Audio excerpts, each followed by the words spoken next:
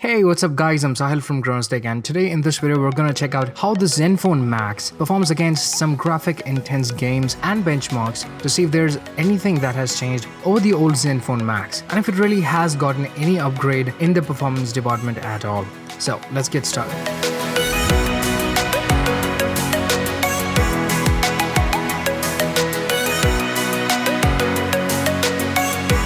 With the new Snapdragon 615, there's supposed to be a little bump in the performance.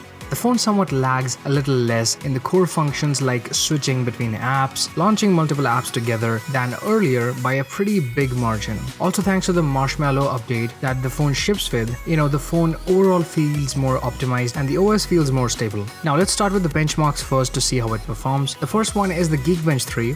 Let's run it and see how it performs. Alright, so the device got a single core score of 706 and a multi-core score of 3104, and in comparison it's better than the Nexus 6. That's pretty good. That's actually really good. Next up is Antutu benchmark. I tested it earlier with some apps running in the background and it scored 38,880, and that's a pretty decent score. Now I have cleared everything up in the background. Now we're gonna see how it performs and if the score is any more than this.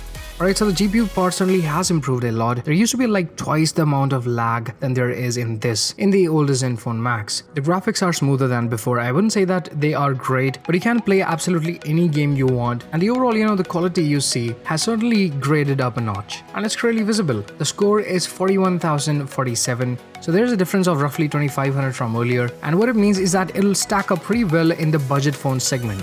But don't expect it to overpower any of them, as it's supposed to be a battery phone, right? In comparison, it comes right next to the Meizu M3 Note, so you can expect a decent performance. Next up is Quadrant Standard. Let's run the full benchmark and see how it performs.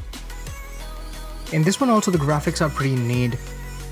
There's a very little stutter or lag. The phone scores 29,247 in this test, and that is a pretty good score. And now let's run a dedicated GPU benchmark. This one's gonna be the last one. I'm not gonna bore you anymore. This is the Nano mark, and the last time we ran it, we got like 57 frames per second on the older Zenfone Max. This time it's pretty much smooth overall, no noticeable lag, no stuttering, nothing. I think it'll manage a pretty good score this time, and it's 60.1 frames per second. And that's great. It only means that there's more improvement on the graphics front too than there was, before. The older phone used to be okay-ish on the games, and now it's better. It's way better. Now let's start with the games. The first one is Crossy Road, a pretty simple game but taxing on the GPU. It generally stutters a lot on phones. And now let's see what happens here too.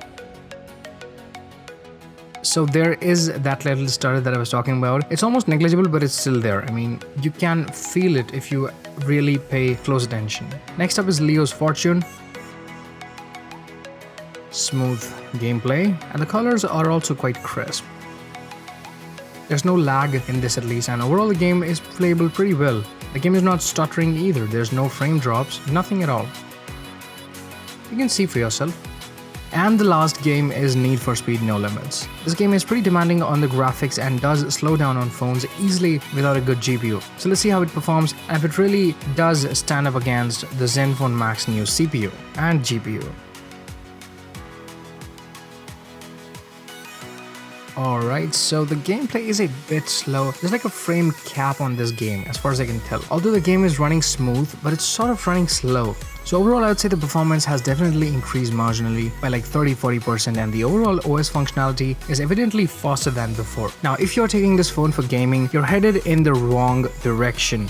It makes up a pretty good buy and it makes up a pretty good phone, but not in the performance department. It'll play all the games you want to play on it without much problems, but you still might find, lack in quality. And if your main purpose is the battery life, then there's no better phone in the market than this. It'll easily beat any phone even twice the price in terms of battery time. And that's pretty much all guys. Thanks for watching the video. I hope you liked it, and if you did, then don't forget to hit the thumbs up button and subscribe to my channel to stay updated for all things tech. Thanks for watching the video. This is Tech signing off.